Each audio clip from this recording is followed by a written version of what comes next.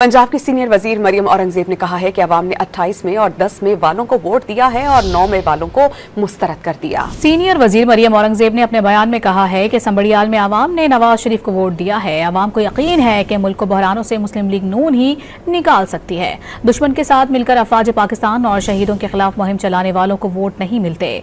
पंजाब को सस्ती रोटी, नौजवानों को स्कॉलरशिप, लैपटॉप और पंजाब के किसानों को किसान कार्ड चाहिए। पंजाब की सीनियर वजीर मरियम औरंगजेब ने कहा है कि अवाम ने 28 में और 10 में वालों को वोट दिया है और 9 में वालों को मुस्तरद कर दिया। सीनियर वजीर मरियम औरंगजेब ने अपने बयान में कहा है कि संबड़ियाल में अवाम ने नवाज शरीफ को वोट दिया है। अवाम को यकीन है कि मुल्क को बहरानों से मुस्लिम लीग नून ही निकाल सकती है। दुश्मन के साथ मिलकर अफवाज पाकिस्तान और शहीदों के खिलाफ मुहिम चलाने वालों को वोट नहीं मिलते।